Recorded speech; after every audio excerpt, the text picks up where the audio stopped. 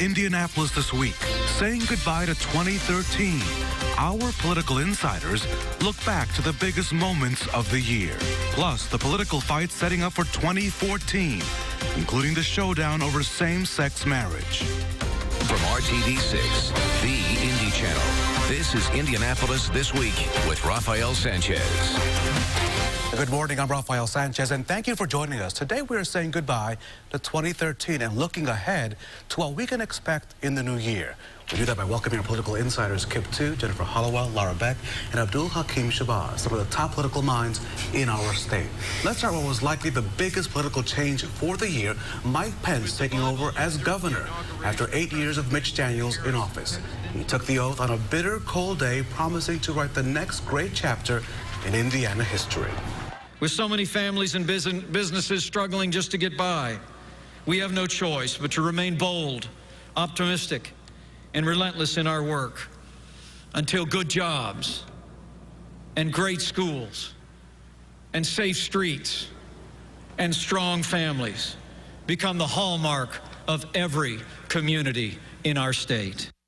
So let's start with this question. How did Mike Pence do in year one? I think he started off uneven. I think that he had a rough start in the legislature. He's a personally popular person. One-on-one, he's a good guy. Retail politics, he's pretty good at. But getting initiatives done, having a vision for whatever he wants to take the state, I think something's lacking there. Overall, I think the governor's doing fine. If you look at where Indiana was, unemployment is down, more jobs are being created. Does Indiana still have challenges? Yes. But Indiana is a healthier position than it was when the governor took office.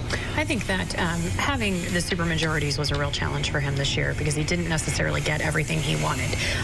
And especially that tax cut. And now we're seeing him rolling out these new legislative proposals, none of which he has been able to elaborate on how he wants to pay for. You know, kudos to him for pushing early childhood education. That's something I'm very passionate about. I think it's great he's doing it. But at the same time, he's going to face a tough time with members of his own party when it comes to spending money. Well, I mean, I think a couple of things. First of all, he's focused really on economic development, which we've made a lot of strides on, and the early childhood education, which Laura mentioned, is going to be a big piece for the future for next year and after that. And that's one of the proposals that he came out with this month for the next legislative session. So, I mean, I think he's had a solid year, and I expect to see an even more exciting year in 2014 with these different things from infrastructure, education. But will his supermajority sort of be his roadblock? Are the folks in his House and Senate going to say, you know, Governor, thank you for being part of our party, but we're going to do our own thing? Well, part of the problem is the legislature is going to start with same-sex marriage. It's going to be divisive. I think that I agree with the governor's focus on early childhood education. I don't agree with how he's going to fund it. And I think you're going to have significant pushback on the vouchers with respect to that.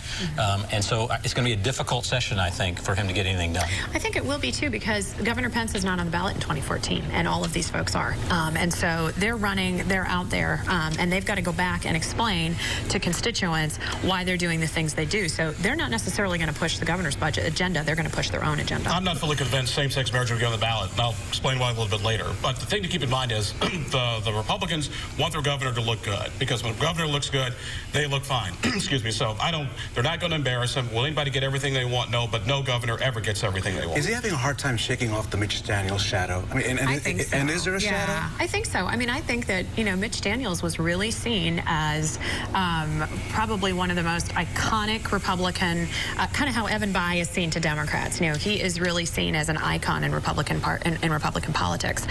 So for Pence to have to come on his coattails, I think that's hard because it's not like Mitch Daniels left. He's at Purdue, and he has the bully pulpit at Purdue to remind everybody, hey, I'm still here. How does he shake that? I think everybody recognizes that these are very different people, and they also have different styles of leadership, and Governor Pence is making his mark and kind of transforming the party and the process in his own way and putting his own stamp on things. And, you know, Republicans are very supportive of him. He's a very likable guy. And so, no, I don't think it's an issue. 10 seconds. I think that he is in the shadow of Mitch Daniels because Mitch Daniels ruined the state with all of his bad policies, and he has a tough time trying to fix them. On that note, that is true. Do you want to respond to that really quick? That's just ridiculous. No, it isn't. I mean, it's absolutely true. It's absolutely insane. It's Look true. at all the progress that we made under Mitch Daniels' We are leadership further behind in income in every than we've ever area. been. Further behind in income than Another big issue that we had a debate this year, of course, is the fight over education policy, the governor and the newly elected superintendent, Glenda Ritz. Now, we talked to her about that last month here on Indianapolis This Week. Are you under siege, or do you feel under siege? And if you are, who's the enemy here? The only conflict that I feel is going on is the conflict with the new agency that the governor has created, the Center for Education and Career Innovation. Since the creation of that agency, the staff who are working with the State Board of Education underneath that agency spend their time undermining what's going on and happening over here at the Department of Education, literally. So are the governor and the superintendent of public instruction, are they going to get along?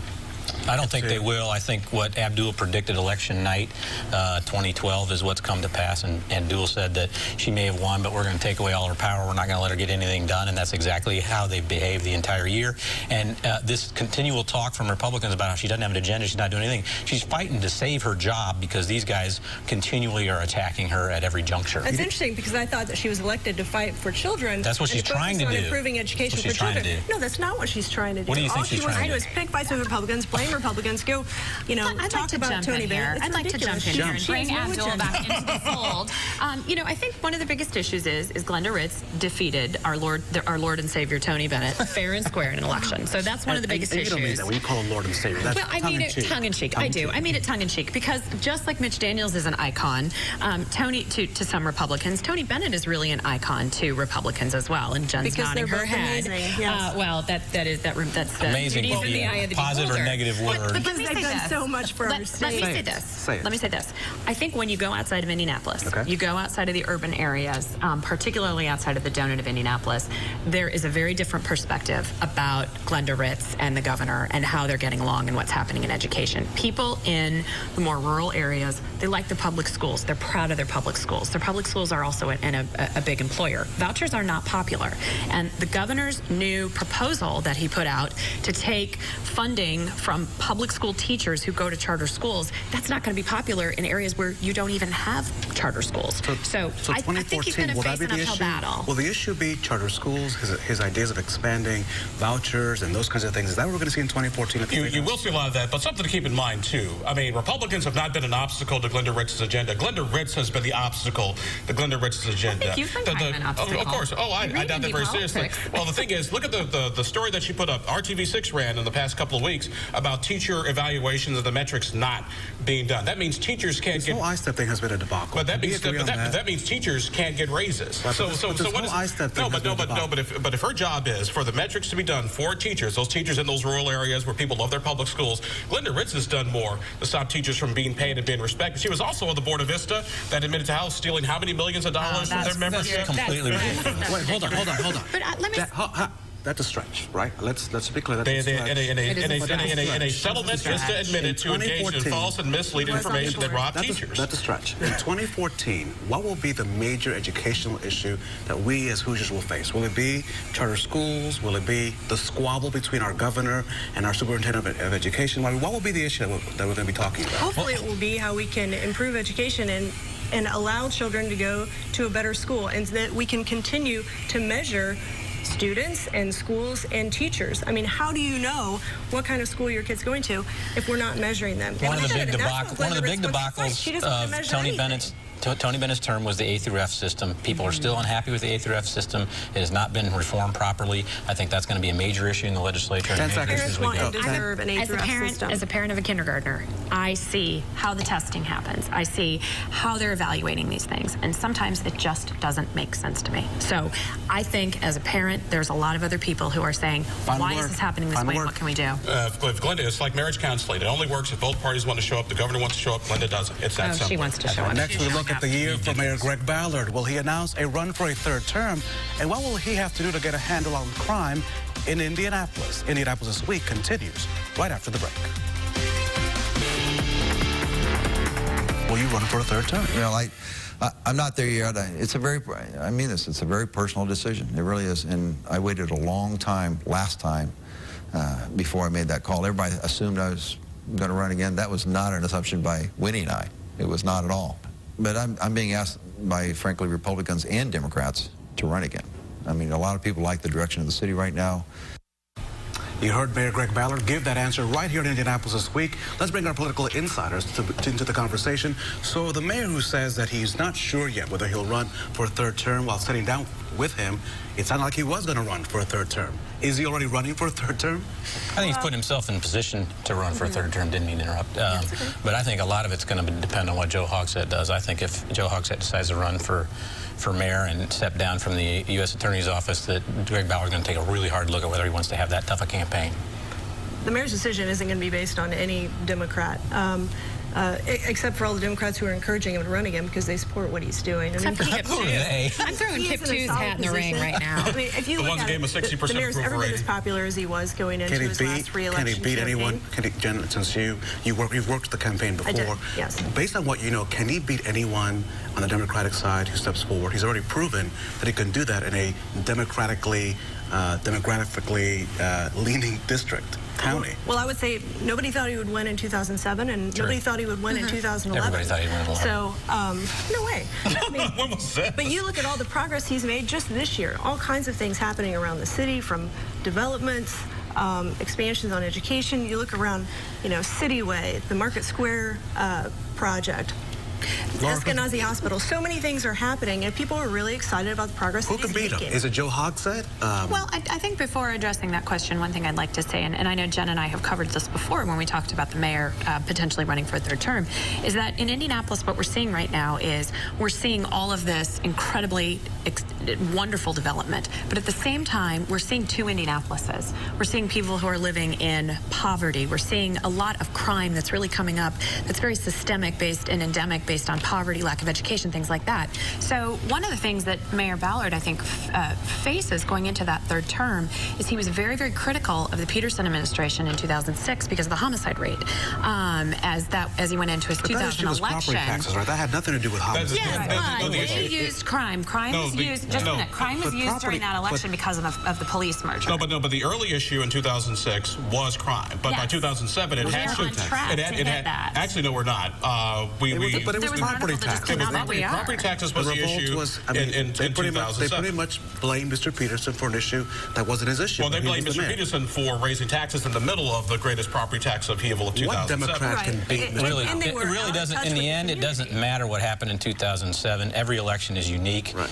It has its own rhythm. The one thing I would say though is it is always difficult, no matter who you are, to run for a third term. There's no question. After 8 years of making decisions, you make people mad. It makes it much more difficult to run. I don't care if you're the best politician in history. It's just one of those things that happens that people finally get tired of seeing you on the TV every night and all those type of The mayor's things. in a stronger position today as he was a couple of years ago. Final And he's word on got this issue even before more we move things on. coming down the pike that are going to make people happy. If he's going to run again for that third term, he's got to have a flawless 2014. Flawless. It's got to fire on all cylinders. Another big issue that we may see in the legislature will be this issue of the same-sex marriage amendment. Will we as Hoosiers vote on this, or will this die in the session? I am not convinced that this measure will get on the ballot. Lately, talking to a lot of House Republican lawmakers very privately. Even though Eric Miller says it has to be on the ballot? Eric Miller's insane, and yes, I said it. But listen, well, I don't know whether he's insane or not, but he has a lot of money, and he has a lot of folks that believe on the Surprised you grassroots just didn't go level. up and smoke And one out. there are a lot of people, back in the old days, in 2004, when this issue polled at 80%, it was really easy for everybody to jump on the bandwagon and get on board. Now that every poll that has come out has showed the marriage amendment either tied or losing, and you have a lot of Republican lawmakers who want nothing to do with this, and even the governor has politely said in so many ways, hey, everybody knows where I stand on this issue. Do we? Yeah, I mean, the governor He is wants in it favor. on. He's in favor of traditional marriage, but they're not going to go out of their way to see that this gets on the ballot, and that has irritated the Eric Millers and the Micah Clarks of this world. I think Hoosier attitudes are changing. They are changing all over the state. Regardless of where you live, you know somebody who is your neighbor, who is a family member, who is LGBT. And so if and when it gets on the ballot, I think it probably will get on the ballot. That's And just Freedom my Indiana, take. Lara, has been a major proponent Absolutely. of making sure this does not get on the ballot. They're doing a great job. They have put together just a terrific coalition. But at the end of the day, you're asking Hoosiers to vote against people they know. You're asking them to vote against their family members, their loved ones, their coworkers. And so I think that the Republicans and the Eric Millers of the world who are pushing this are really in for a surprise. When a Republican Republican lawmaker Sean Everhart, Shelbyville, says he cannot vote for the marriage amendment because it violates two core conservative principles. It does not enhance personal freedom, and it does not limit government. That tells me everything I need to know. Will the governor speak out against this? Well, the governor will not speak out against it. He wants to put the amendment on the ballot. He's been consistent about that his entire public career. It'd be a heck of a switch Will he for say him. something? Will he say, look, this is what I believe, this is the way it should be? I mean, he's talking about right now economic development, he's talking about education. Will he just say, look, as the governor of the great state of Indiana, I believe this? Well, there's a lot of momentum on the side of the Freedom Indiana folks, and I think it'll be really interesting to see what happens in this legislative session. There are some people who think that they're going to try to vote on it very early and get it out of the way and talk about other issues. But, you know, that would be somewhat uncommon for this type of thing, to not let this debate play out. But, you know, I mean, you can't go a day without seeing some prominent organization come out in opposition to the amendment. And there are a lot of Republicans who do not want to see this go forward. I mean, there's a big split. And this debate will continue. So what can we expect in 2014 from the candidates you'll see on the ballot? Our insiders tackle that question when we come back on Indianapolis This Week. Welcome back, our political insiders. Let's look at 2014 now and the elections ahead of us. We start with the races in Marion County. The top races, sheriff, prosecutor, and county clerk. Are we looking at a clean sweep for Democrats? Absolutely not. Yes. I think, no, seriously, I mean, we have the mayor's office, and we have a very strong Republican organization. One thing I want to say is the Marion County Republican Party has put forward the most diverse ticket that they've ever had. But and by the way, it's also a lot more diverse than the Democrat county ticket for this year. But we have a lot of strong candidates. Emmett Carney, who's running for sheriff, is one of our biggest stars. He's got 31 years of law enforcement experience, 25 years with the ATF, and he has a lot of really deep ties in the community that are going to help him kind of build the coalition that he needs to be successful. Clean sweep or not? It's going to be a clean sweep. You know, I'm obviously biased toward Prosecutor Curry. He's one of my clients, but he has done a pretty fantastic job, I think. And there's John your Layton paycheck? no, John Layton is probably one of the top vote getters in Marion County. We've got some really great down ballot candidates as well. And I think on a larger issue, though, is Joel Miller, who is the county chair in Marion County, is a master strategist. He is I mean, there's nobody does it better than getting out the vote than him. Maybe the numbers are on your side. on our side, but you can't take anything for granted. So how do you beat those numbers? Take anything for granted. John Layton is the most vulnerable Democrat How in do the you beat the county. numbers? You beat the numbers. If he's the most vulnerable candidate, why is Mayor Ballard standing up with him talking about criminal justice? You beat the numbers by running the same way that Greg Ballard won. You reach out to moderate Democrats and you reach out to independents. That's how you win. And you don't take any vote for granted and you don't ignore any vote. Well, look, a mayoral campaign is different than these type of races. A mayoral campaign is not as ideological. People don't fall into their traps. An off-year presidential election 2014, those things tend to be more ideological or party-driven. And so I think that if you're asking the direct question, I think we're going to sweep the countywide offices for that reason as much as any other. But also know this is the 6th year of a president's term, and usually that's when the party in power tends to take it most on the chin. So let's talk about those federal offices. 9 U.S. congressmen and women, 7 Republican, 2 Democrats. Will we see any kind of shift? Will Obamacare or anything on the federal level play out in any of these races? I think it's a little too soon to know what's going to happen federally. We've had such a swing just in the last 3 months here in the United States. The Republicans with the shutdown were as unpopular as they could ever be. Then the flawed rollout of the health care website caused problems for Democrats. They're starting to recover. The major insurance companies across the United States are starting to advertise, sign up for insurance. So we now know that it's all working because they wouldn't be investing that money if it wasn't working. So it remains to be seen. The economy is improving, so I think it's good for Democrats. But is any congressperson vulnerable? I mean, these districts are so gerrymandered. Jackie Walorski is definitely... The most they could get is the most competitive race would be Jackie Walorski in the 2nd Congressional District. But Jackie's been working hard and working like crazy. Let's not also count out the Tea Party, though, too. Let's not also count out this Tea Party movement that is brewing. Will that make a difference? I don't know.